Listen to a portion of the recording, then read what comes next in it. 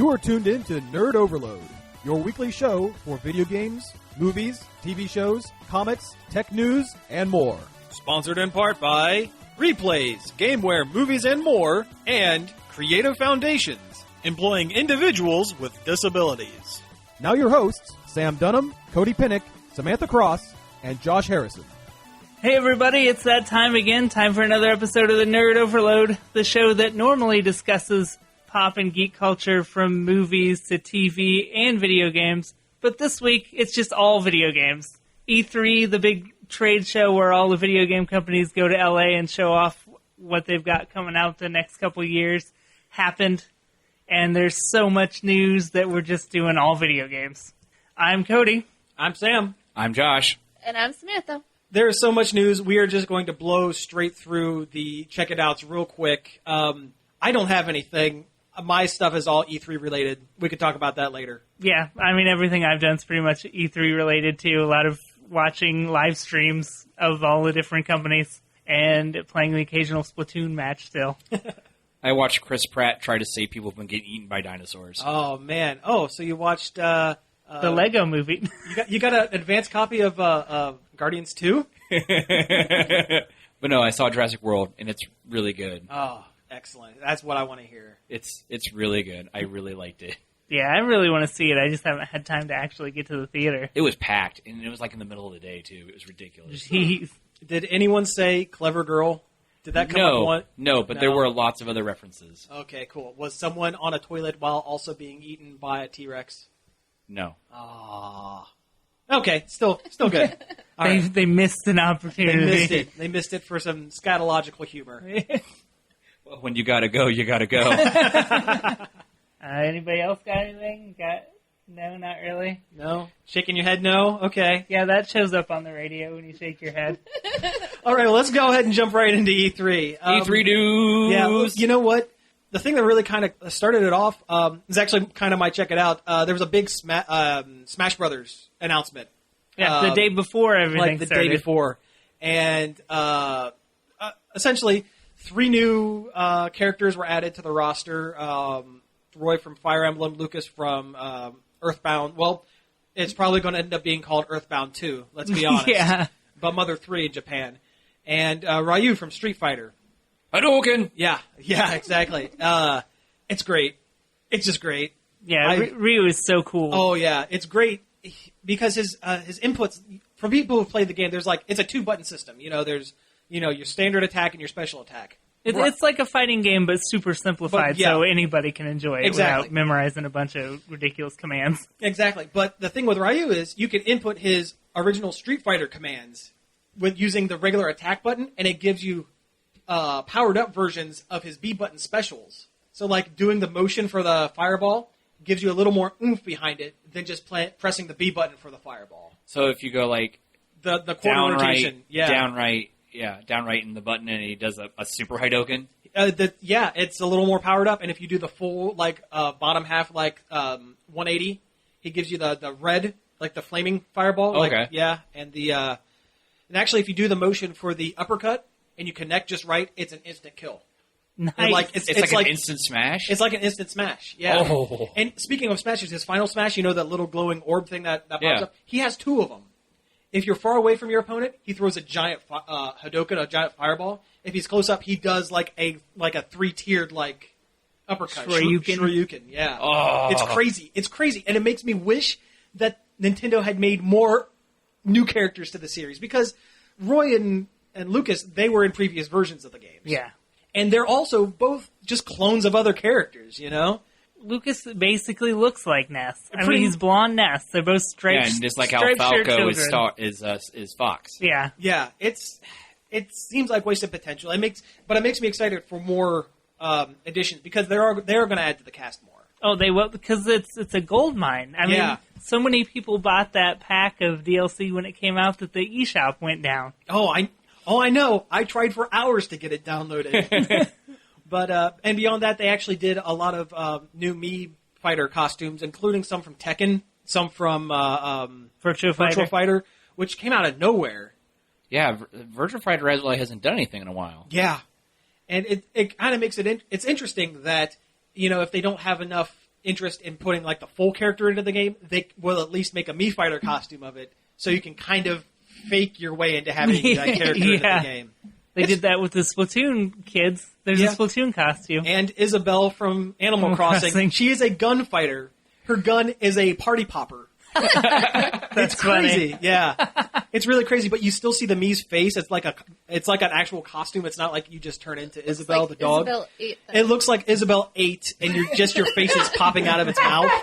It's adorable and offsetting. It's disturbing. A cute little Shih Tzu puppy. Yeah. In case you don't know. But yeah, and they added a couple of new stages. One from the Kirby from the original 64 version of Smash. It's really small. It's really small. Yeah.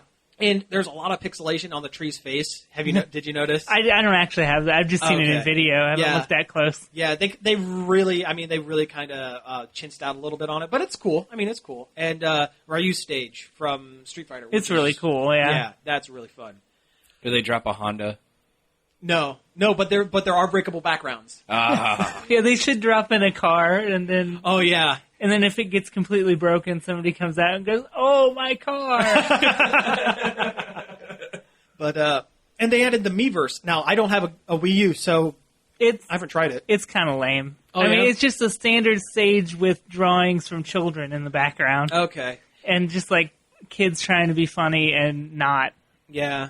It is kind of interesting that you can actually, when you do the drawings, you actually set it to a specific character in the Miiverse, like social media. They're kind of chintzy, social media-ish kind of bulletin board thing. Yeah. It's like a forum. Yeah, but you could set a specific character to it, so it'll only pop up when that character is fighting. I think that's novel. I think they could have done more with it, but it's novel. It's a good idea, but nobody who's talented enough at drawing or writing is doing anything with it. Yet. Yeah. I mean, look at Splatoon. I mean, there's some really creative stuff on Splatoon. Eventually, they're going to want to take a break from shooting things and want to punch things, and then, they'll draw their stuff on that, I think. Yeah, 'cause when you win as a character on that stage, afterwards it asks you if you want to draw something for that character. Oh, it does. Interesting. But I haven't seen anything that was the slightest bit funny or interesting. Okay. Well, yeah, I'm sure it's coming. I'm sure someone's going to latch onto it eventually. Yeah, because usually the Miiverse community can be pretty creative, like you said, with Splatoon, but it wasn't showing yet on Smash Brothers. Yeah. Oh, no handsome Squidwards in Smash? No.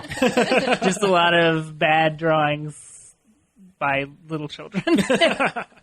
Beyond a couple of Amiibo announcements, but I think we can probably just roll that all into one big Nintendo talk later on. But I think that was it for Smash. What do we want to jump to? I mean, we have a million things to talk about. Yeah. We could do it in the order that it happened, I guess. Microsoft was first. Okay. And we'll probably talk about them the least, because I think we all have, you have vested interest in Microsoft. You were planning on buying an Xbox One. I thought about it, but I might go with a Wii U, actually. We can be friends. Yeah, I know, right? Friends. I'll shoot you with ink. No, I'll shoot you with ink. Guys, you can both shoot each other with ink. It's all right.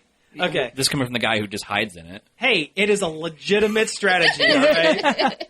Anyway, Microsoft.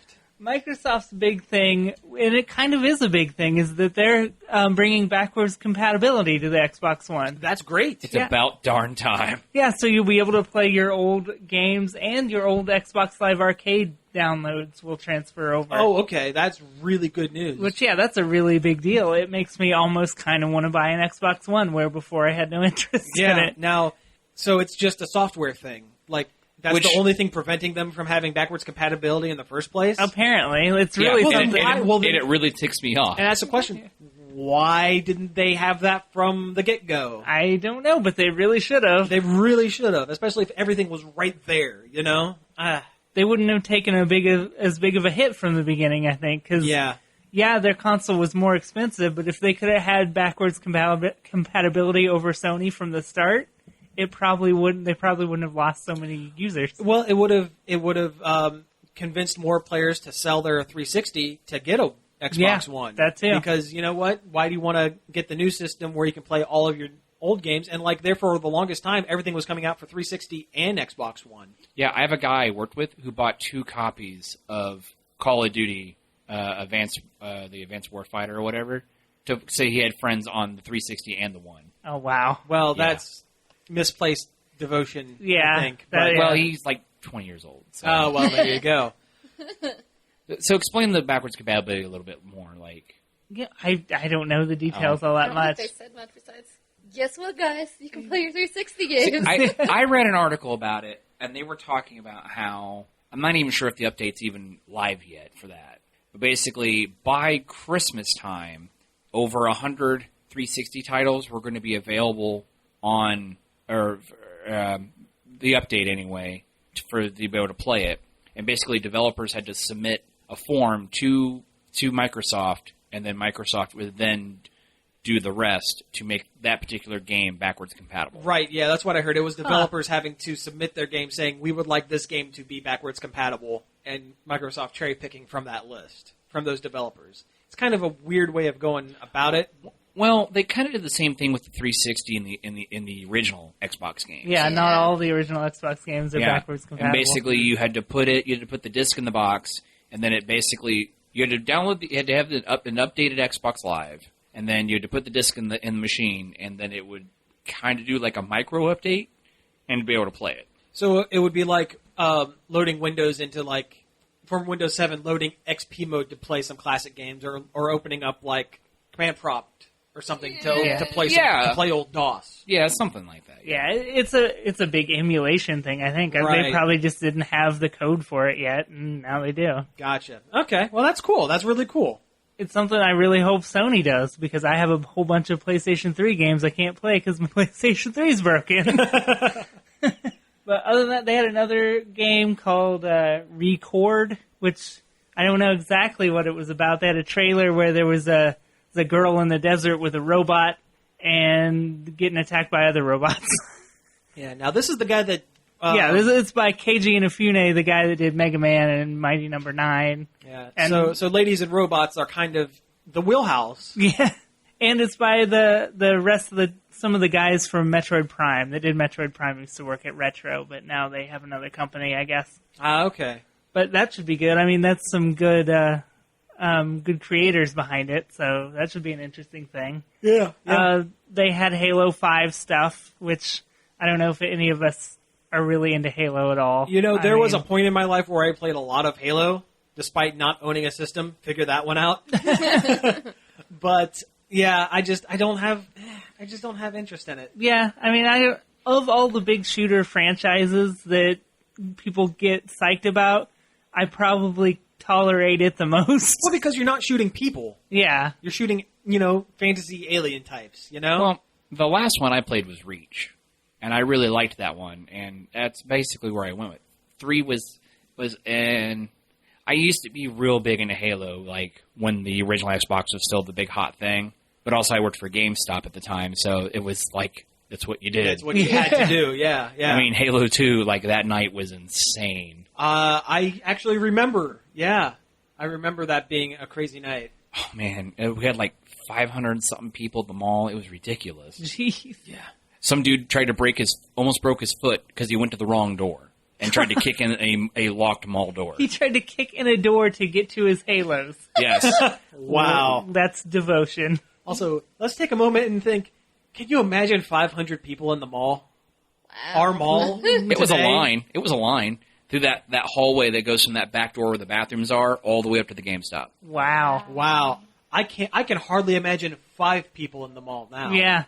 I know, right? It's like the only people in the mall are the ones that work there. And the old people who walk the loop, Yeah. Yeah. the mall walkers. Yep.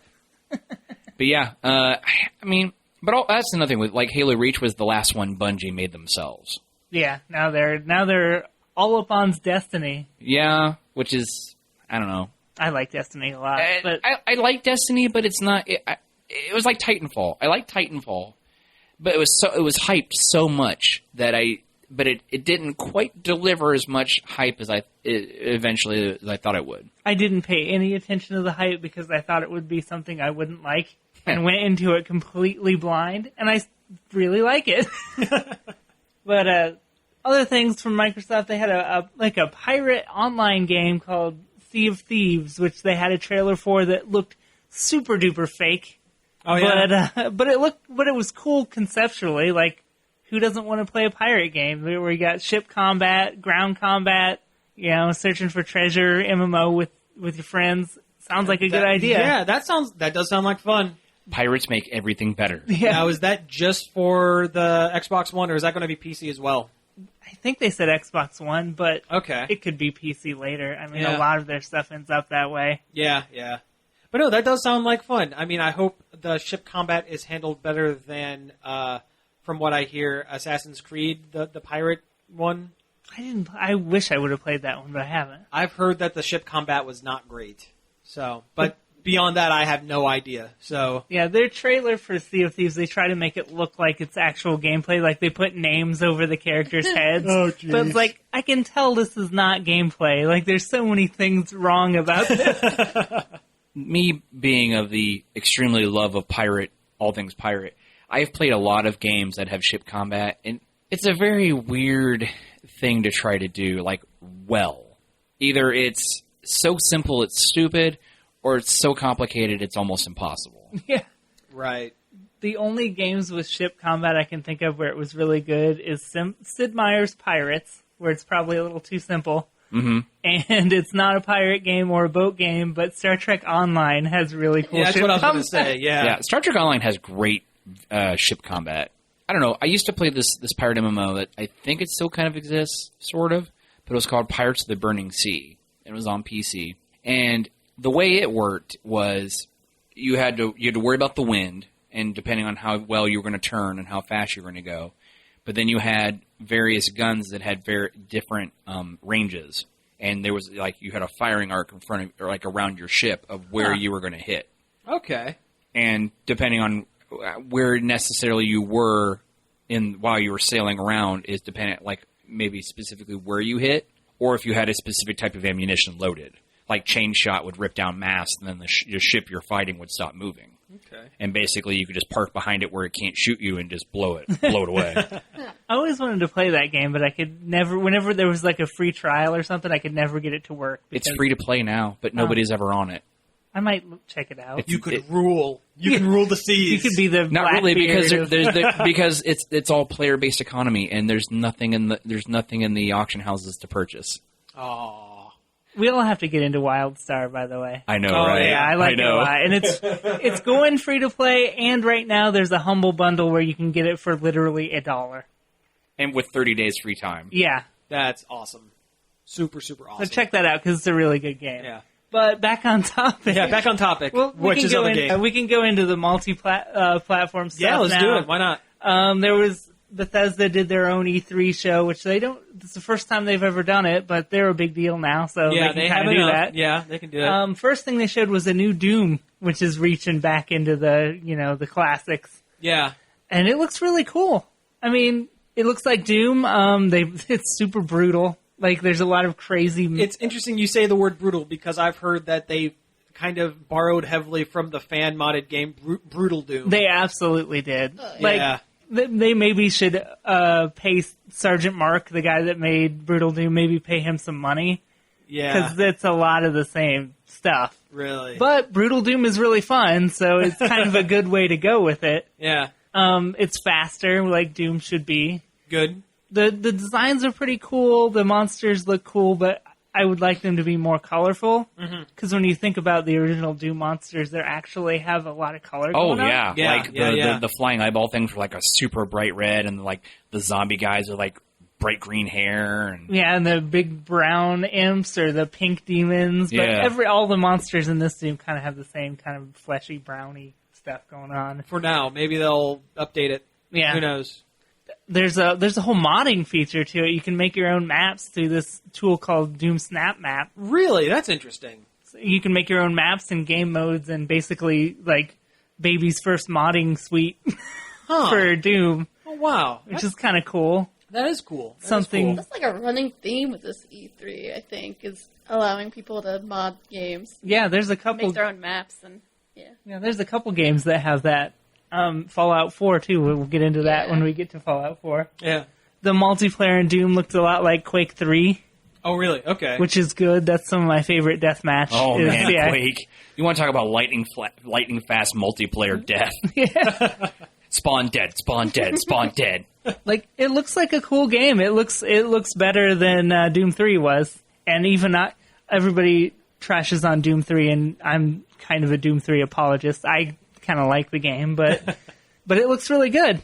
Graphics aren't as nice as you would expect. It kind of looks like maybe they started development on the older consoles, and now they're moving over to the new ones, and it looks like in between the two type of thing. Mm-hmm. Kind of like how Fallout 4 looks. Yeah, I mean, Fallout 4 did look a lot like, with prettier backgrounds, but it still, model-wise, looked a lot like 3 in New Vegas. Yeah, which we'll just move on to Fallout 4 yeah, now. let's just move on to it now, sure. But they revealed a ton of stuff about it. That's what I hear. I mean, I didn't even watch the presentation, and I know a lot about Fallout 4 now. It's nuts, all the stuff you can do in Fallout 4. You can craft weapons, like, out the wazoo. Like, you can turn one weapon into a completely different weapon. You can build buildings. You can wire generators up to buildings and make your own. Yeah. Design your own lights. Wow, that's crazy. That is crazy. What was the thing with the Pip-Boy? You can get a Pip-Boy. Which is the gauntlet, right? Yeah, the little computer gauntlet that the guy guy or girl wears in the game. Apparently it's like $120 special edition of the game, gets you a Pip-Boy case that you put your phone in, and they've written a Pip-Boy app for iOS and Android that syncs up with the game to show you all your Pip-Boy menus and stuff on your phone, which you would then put in this case. So you would have your own Pip-Boy on that would show your game information while you played. Crazy. That is crazy. Yeah, it's really super cool. And Though they did say the app would work without the housing device. Yeah. If you just want to be that guy. Or if you want to tape your iPhone to your wrist. You know what? I can see someone build their own Pip-Boy. Yeah. Well, it's been done. Case. It's been done before. Oh, sure. I mean, cosplayers, definitely. Oh, yeah. I mean, it's really interesting in a very gimmicky kind of way. Yeah, like Todd Howard, the director of the game, admitted that, like, this is a huge gimmick, but it's the coolest effing gimmick we could think of, is exactly what he said, except he swore. Yeah, but I can't swear on the radio. Another thing about the Pip-Boy is, in the game, they made games you can play on it. Oh, yeah, there's, like, little mini-games and stuff. Yeah, they're like little arcade games. There's one that looked like Missile Command and another one that looked exactly like Donkey Kong. Yeah, but they were like the Fallout verse kind of versions of that kind of stuff. Yeah. So the Donkey Kong was like a communist. Yeah, he was Menace. he was called like Red Menace or something like that. That's all right. I'll save my $120 and just duct tape my iPhone to my Power Glove. There you go. That'll work. Yeah. But no, that sounds really cool. Yeah, this is going to be a big game. Yeah. And you can still play as either gender. Oh. There was people worried that you weren't because the character's voiced now. Okay. And they were worried, like, to save money, they were just going to hire one voice actor, and then you'd only be able to play as one gender. But no, you can still be both, and they're both voiced. Yeah, well, that's good. The character models do kind of look like garbage still. Well, yeah, and they move like robots. Well, again, Fallout, you've come to expect it at this point. Yeah, it's kind of a shame. They show stuff before the war, like before the apocalypse, which I kind of don't like. Because I think you just like this is the world. This is you get glimpses of it, like where people talking and things you read. But. Yeah, part of the fun was kind of like imagining this world, collecting this information as you play and imagining what maybe the world was like beforehand. But now they're just spelling it all out to you, and it kind of takes the fun out of it a little bit. Huh. I still want Liberty Prime to make an appearance. Yeah, Liberty Prime's great. And if you don't know, Liberty Prime was a giant robot that America built to fight the communist Chinese before the war started. Oh, wow. And then in Fallout 3, you wake him up. And he's this colossal robot, and he just says all these, like, communist era, like, better dead than red, and stuff like that.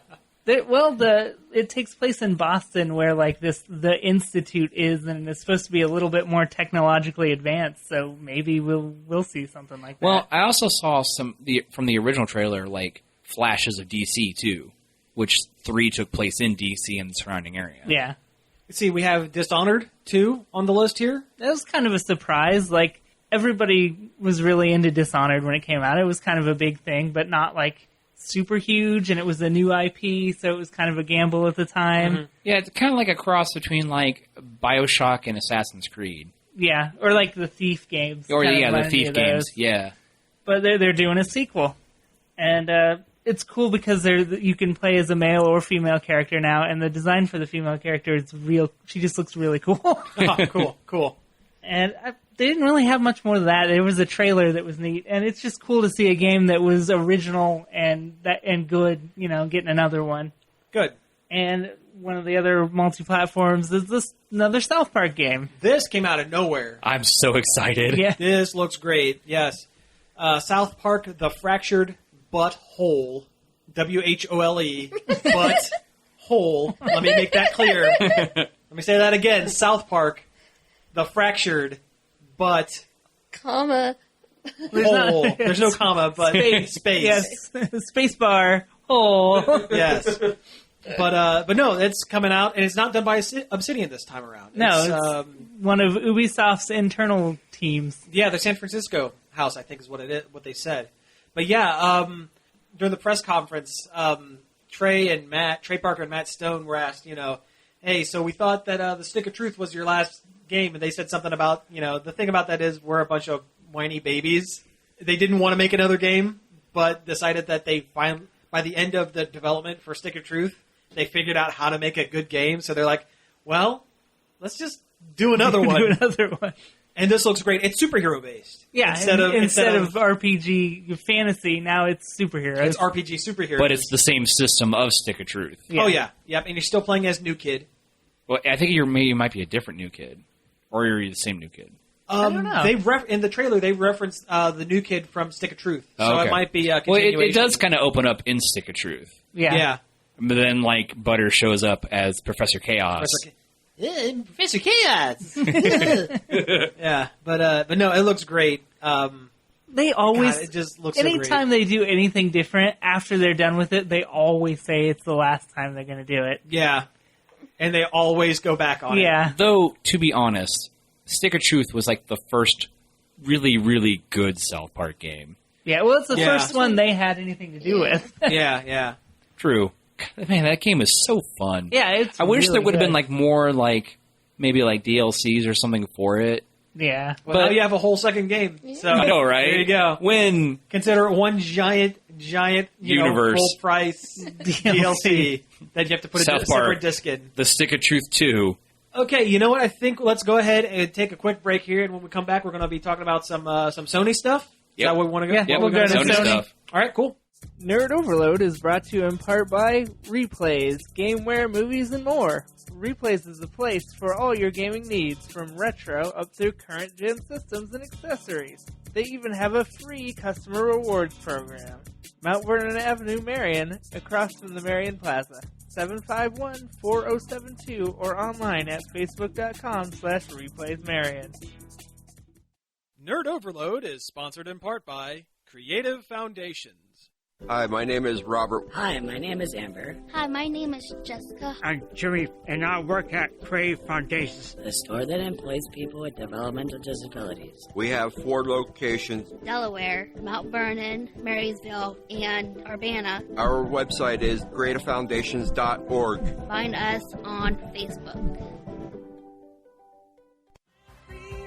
And we're back. That was Pac-Man Fever by Buckner and Garcia. A classic. Oh, yeah. Is that really a classic? No, Is that it's what we wanna call terrible. I've got that. I bought that album on vinyl off of eBay just for the novelty it? factor. That is great. And it is all just What's the other song on the other worst. side? There's several songs. There's Do the Donkey Kong. There's one about Centipede that's really weird. Like it's awful. Maybe we'll do the Donkey Kong some other time. Oh, yeah, we'll save that. Anyway, we're back. We're talking about video games from E3, and I think we're going to talk about the Sony, what they had. Sony's press conference was nuts. Yeah. In a word. Talk about my body is ready. Yeah. Sorry, Reggie, but Sony made everyone's dreams come true, basically. Yeah. yeah. They performed miracles live on stage. Final Fantasy VII Remake. HD. Yeah, I know. It's happening. It's making me kind of side-eye the PS4, like... A little bit. Do I want to buy this? Yeah. Do I want to spend the money now? It's going to be multi-platform. It'll probably be on PC, too. I hope so. Oh, man, I hope so. Here's my thing. Don't get me wrong, I love Final Fantasy VII. It's one of my favorites in the entire series. But why is it specifically this game that everyone loves so much that it needs every spin-off in the world, a movie? Because it was the biggest, it was the most different of the series at the time. Yeah. I mean, they had 6, which was expansive in itself, but this one was, the first one in 3D. It was the first one with a huge storyline, a really deep storyline. That's true. Stole most of its material from Evangelion, but Well, sure. it was in the right place at the right time. Is why it got so big.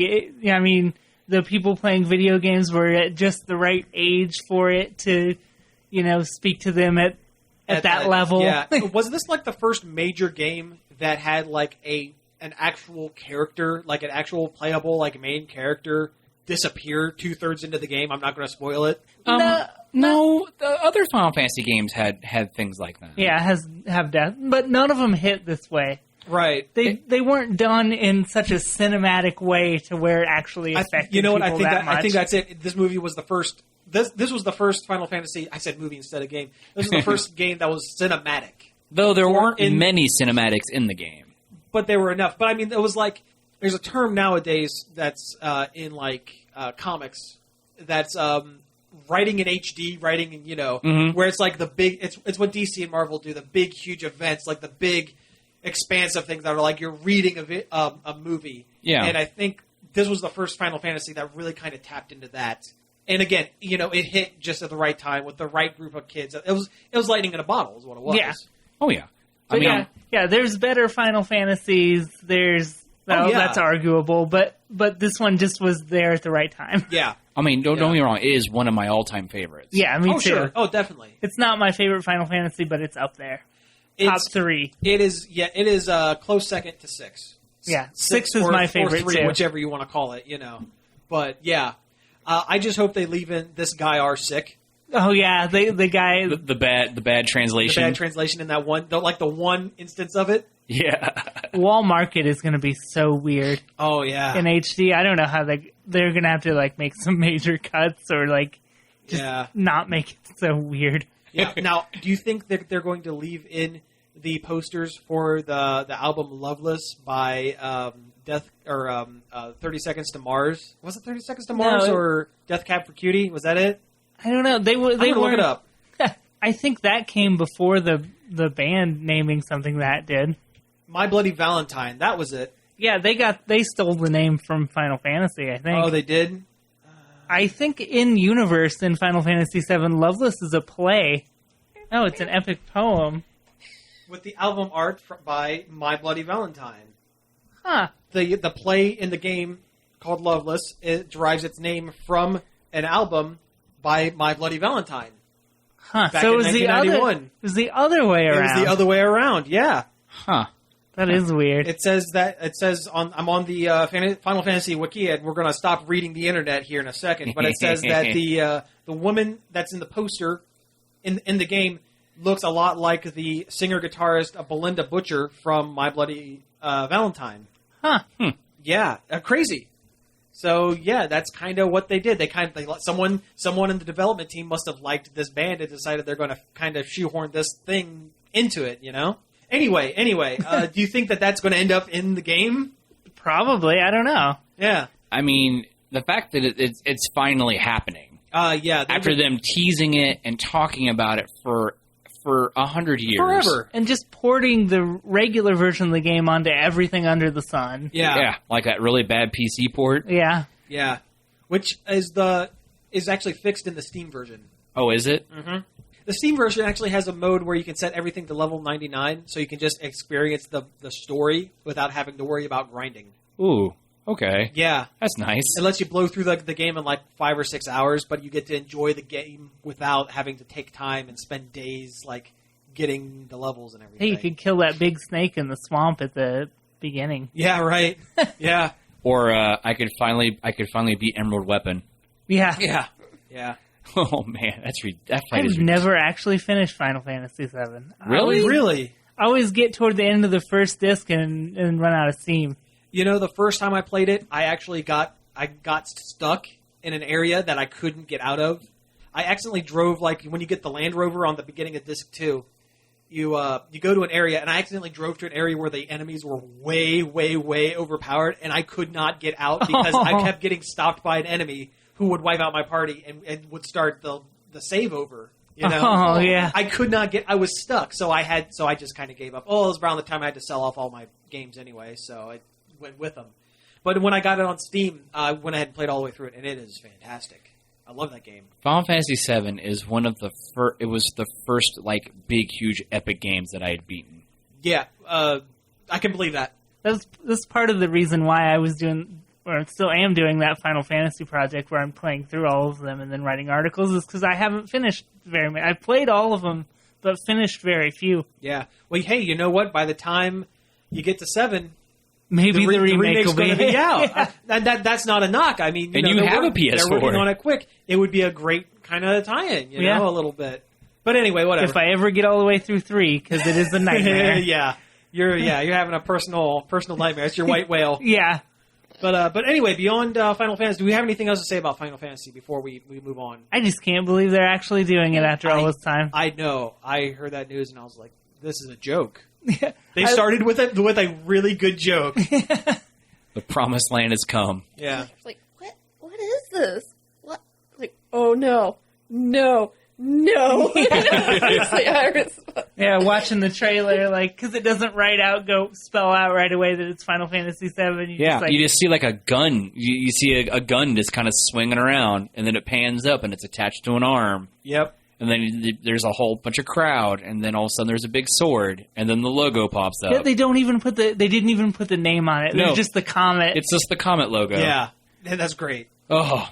Okay, so speaking of other things no one ever thought would ever happen in a million years, Shenmue III is a thing that I guess it is happening. It was a Kickstarter that they announced. It's now fully funded. It's funded in 9 hours, from what I heard. Yep. $2 million funded in 9 hours. That's ridiculous. Insane. That's insane.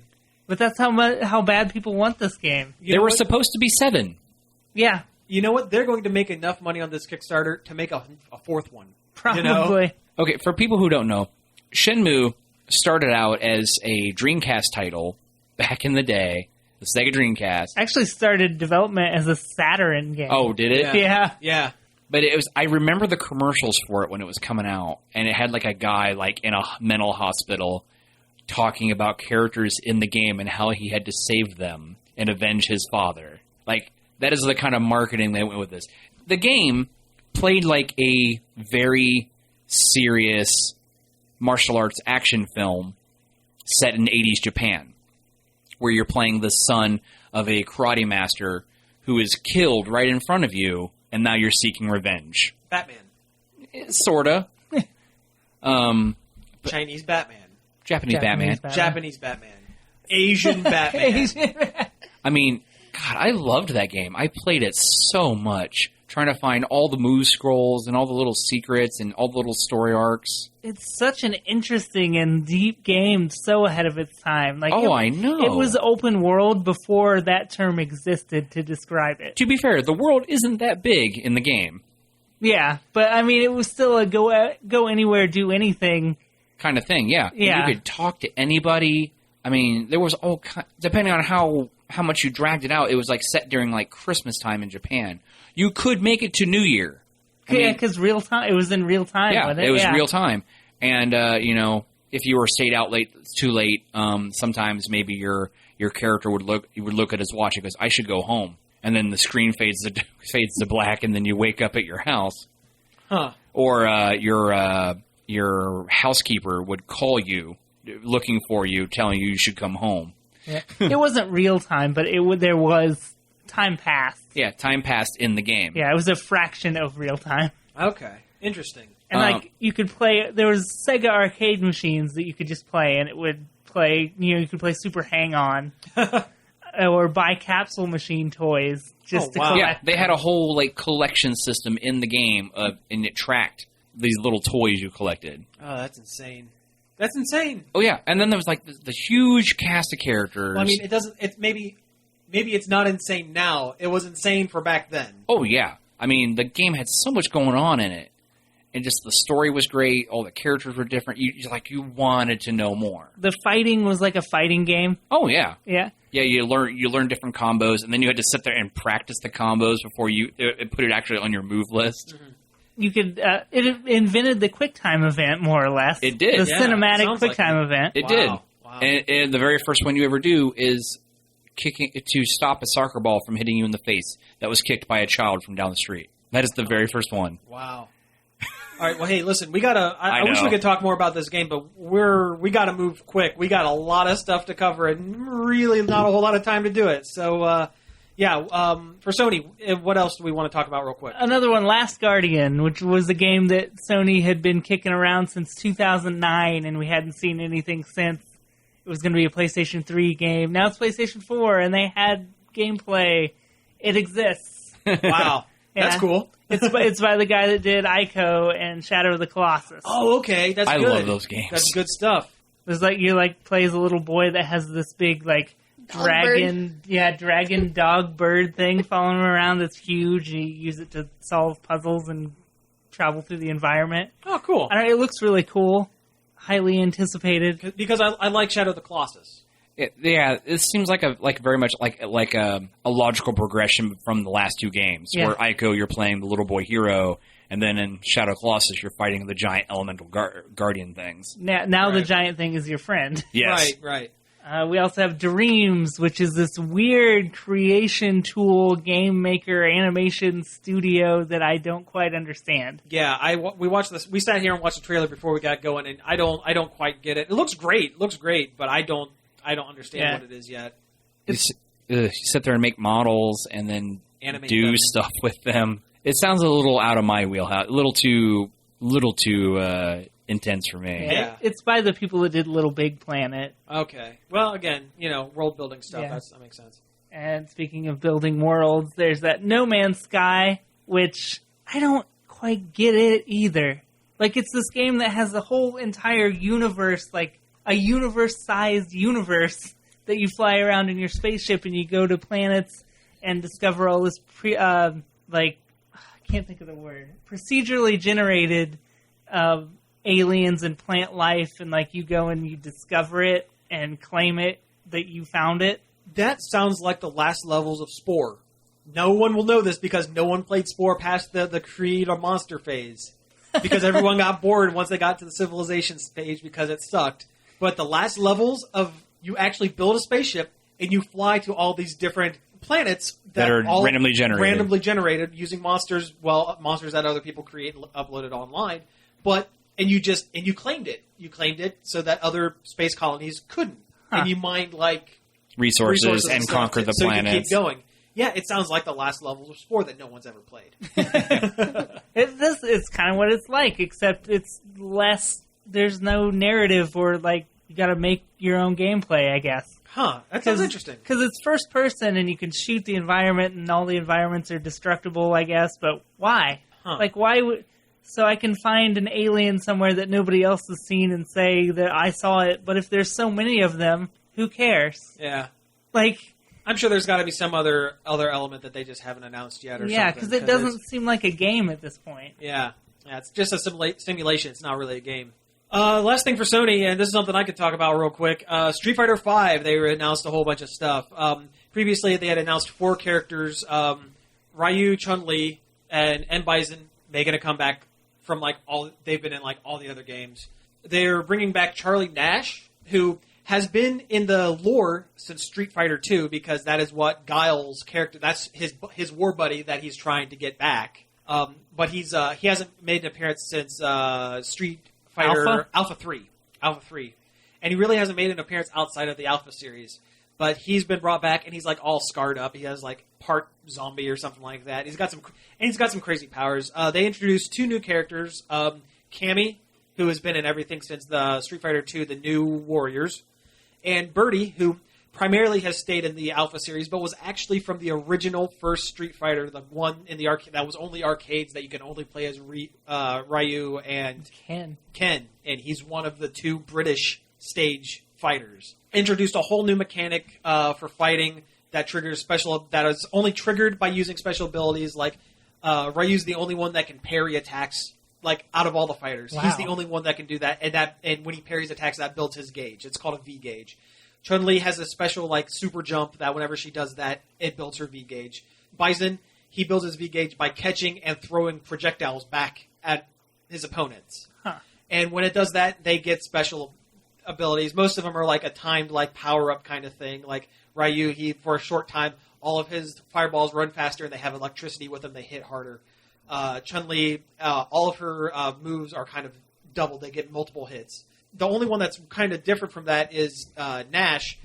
Instead of having a timed like power up, you can tap the combo or whatever, and he teleports behind the opposing player. And it burns his entire bar. But for a half second, you're staring at their back, and you can just start comboing.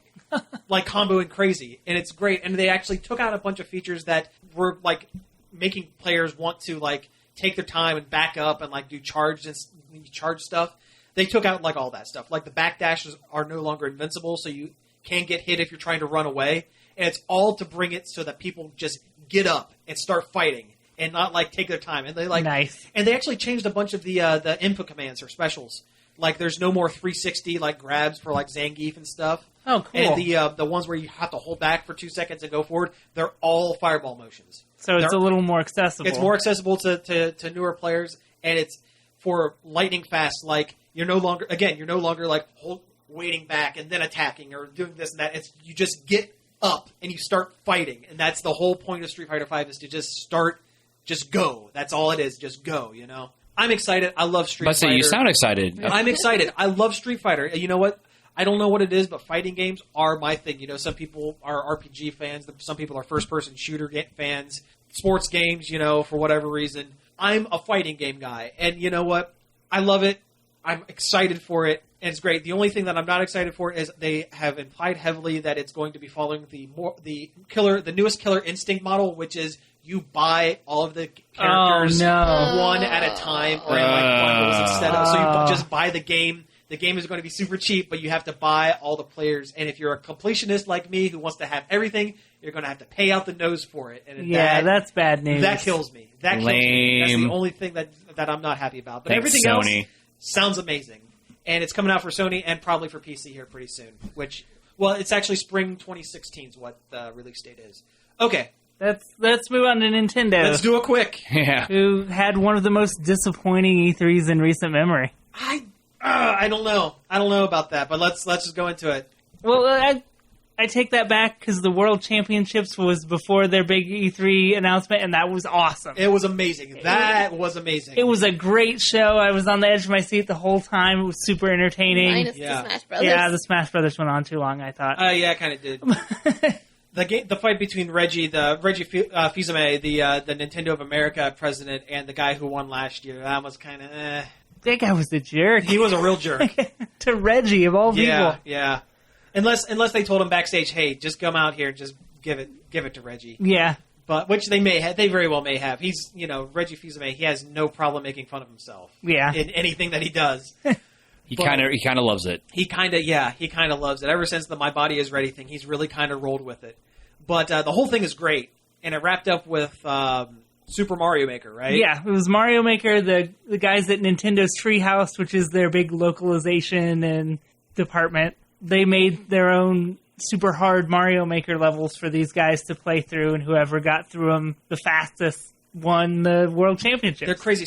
A lot of them reminded me of... Have you ever heard of a Super Mario World ROM hack called Kaizo Mario? Kaizo Mario, yeah. And it reminded me a lot of Kaizo Mario, and Kaizo Mario is near impossible to beat. I've seen videos of it. Yeah, it's nuts. The last level they did was very Super Meat Boy. Oh yeah, there's a lot of wall jumping. Yeah, and saw blades. Yeah, but that's is great, and it's coming out. When is it coming out? Mario Maker? September 11th. But it ended up being down to a guy named John Numbers, which was a guy from one of the Best Buy qualifier events that we went to. Yeah.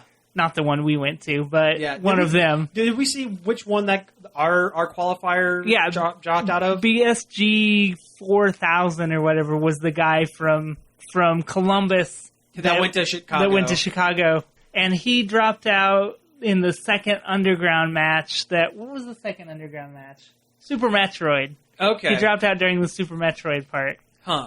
But he owned Zelda. There was a part where they had to finish the first Zelda dungeon, and he blazed it. That's awesome. We should try to get him on the show, actually. We should, yeah. We should try to get a hold of him. But no, it was amazing. It was unreal. I watched every minute of it. I was at work, and I watched most of it on my phone. But I loved it. Yeah, it was a great show. I hope they do it again. Yeah, same here. But then the next day rolled around, and they had their E3, their regular announcement thing, and I was underwhelmed by some of the stuff they had. They had that new Star Fox, which, I mean, looks cool, but it's not a big surprise. We knew Star Fox was going to be there. But it's an IP that they haven't touched in a long time. Yeah, but like I said, it wasn't a surprise. I mean, you knew it was going to happen. Okay. I'm just glad for a new Star Fox game. Yeah. And, they're bringing the tank back, and then your R-Wing can actually transform into a weird velociraptor-like creature thing, robot. There's a cool, gyro plane that can drop a little robot on a tether that can go into little tiny crevices. Yeah. All the voice actors are coming back. Yeah. From Star Fox 64. Do a barrel roll. Unfortunately, the story and levels and stuff is mostly the same as 64. It's a reboot. Yeah. It's a story reboot. Yeah, you didn't say it was a reboot, but it basically is a reboot. It's a reboot in so many words, yeah.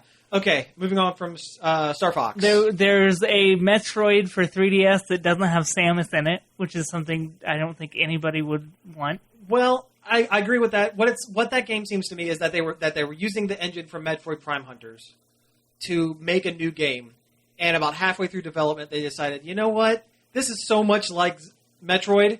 Why don't we just use the assets from Metroid and put the name on it?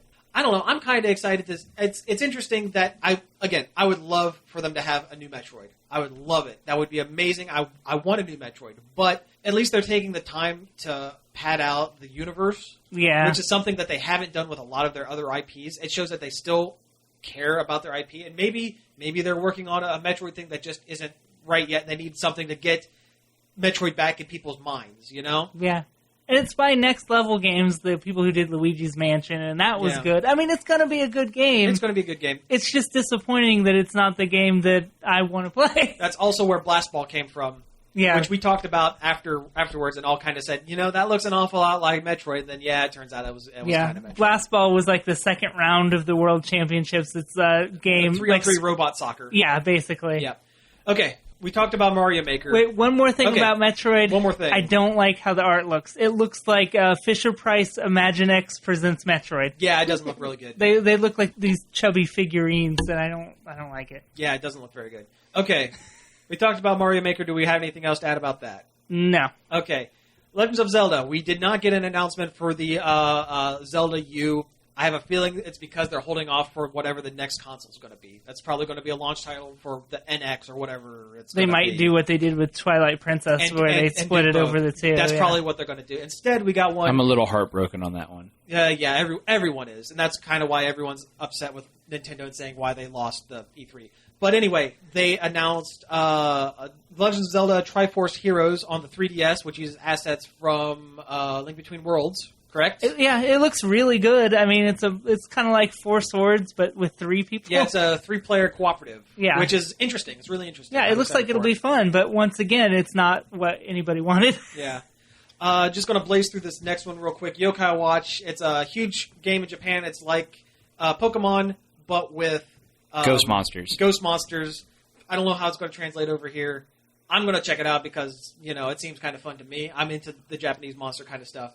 Who knows? Yeah. Who knows? There's a Mario and Luigi game, but the twist is it's got Paper Mario in it, too. Yeah. I was hoping the real twist was that Mario RPG Legends of the Seven Stars or whatever would pop up somewhere as well. Yeah. Like the original Square Enix one. Or the twist is that Wario and Waluigi are in it. That would be cool. That would be super cool. The last one, and I can't believe we didn't write it down on the whiteboard, Earthbound Beginnings. Oh, yeah. That came out right before the World Championships. They announced it. Yeah. That is amazing because that is, those of you who don't know, Earthbound in Japan for the Super Nintendo, it's actually the sequel called Mother 2 to a game that came out on the NES called Mother. We never got the original. We never got the first one. It was fully translated and ready to go, and the Super Nintendo came out, and they're just like, we're not going to release it. And now we have it. Now it's on the Virtual Console on the Wii U. Yep. And I heard, and I know we said, my projection was that they were going to announce Mother 2, or Mother 3 for American localization. They didn't do that. But if you're playing Earthbound Beginnings, and there's like a building in one of the things where you can't get into it, and it's supposedly like the game development house or whatever, and like a little jokey thing that pops up saying that they're working on Mother 2 when you knock on the door because they were working on the next game. They've retranslated it to say that they're working on Earthbound 2, which is probably Mother 3, which is I'm saying is them saying. I think the original translation had that in it before. Well, it said Mother 2, which would have been Earthbound. So they would have, if they would have translated it. But they would have said, we're working on Earthbound in here. They did the translation like way back in the early 90s, and the game then was called Earthbound. Okay. So it says we're working on Earthbound 2, which would have been the Super Nintendo Okay, well, either way, I don't know. I'd like to believe that it's them slightly hinting that, hey, we're going to put this game that everybody wants. I was kind of half expecting them to announce that at the second E3 thing, that was going to be on Virtual Console too, but no. I mean, that would have been a big deal. That would have been a Final Fantasy VII remake level big deal. It would have. And you know what? If Nintendo knew that Final Fantasy VII was going to be announced from Sony, I bet you anything that they would have done something with Mother 3. Yeah. I mean, having the original Mother is almost a Final Fantasy VII level deal. I mean, I was super surprised. That's a really big. I'll say you guys were like hardcore, like squeeing out on Facebook. Yeah, definitely. They announced a bunch of Amiibo stuff. Collective mentality. We can always talk about that next time. Yeah. One thing I did hear that they didn't announce, but I heard that they're working on a Star Fox R-Wing, but they're trying to figure out how to make it both transformable and cost-effective. Huh. So they're going to make a little Transformer R-Wing toy amiibo. Huh. Yeah. I mean, it's probably going to be like that. But it might be also like a base for like your Fox amiibos or whatever. Anyway, and there's something with Skylander. It's I don't care for that. Speaking of Transformers, there was a Transformers game too that we don't have time to talk about. Oh yeah. We might have to roll some of this stuff into next week. We're going to have to. Yeah, we're definitely going to have to. We might have to do like a wrap up. So, Yep. Anyway, you've been listening to Nerd Overload. We are out of time. Check us out each and every day over at nerdoverload.com. Facebook.com/Nerd Overload website. That is the Facebook page. Go like it's there. Or on Twitter, you can follow us at nerd_overload. Email us at staff@nerdoverload.com. We would love to hear from you. We would love to hear from you. We would actually... our listeners out there, people who know about games and care about games, I'm asking the question, who won? And I hate using those terms. Yeah. I hate those terms, but it's the best way to describe it. Who won E3? Which developer, which game console, which one did the best job? We want to hear from you. Put it on our Facebook. Send us an email. Put us on our Twitter. We all pay attention to this stuff. We're asking your opinion on things. So please, get a hold of us. We are really out of time. Right, before we go, who won? Sony. Who won? Sony. Yeah, I'd have to say Sony. So we're pretty unanimous. Okay, if they didn't announce Shenmue 3 and Final Fantasy, if they only announced one of the two, would Sony have still won? Yeah. If they didn't announce either one, who won? Nintendo. Okay. So what we're saying is Microsoft lost. Or DICE for their Star Wars stuff. Well, there you go. Yeah. I mean, Microsoft didn't do bad. It was better than usual. But they didn't do as good. Yeah. So, okay, anyway, we're out of here. See you next week. This show was sponsored in part by Replays, Gameware, Movies, and More, and Creative Foundations.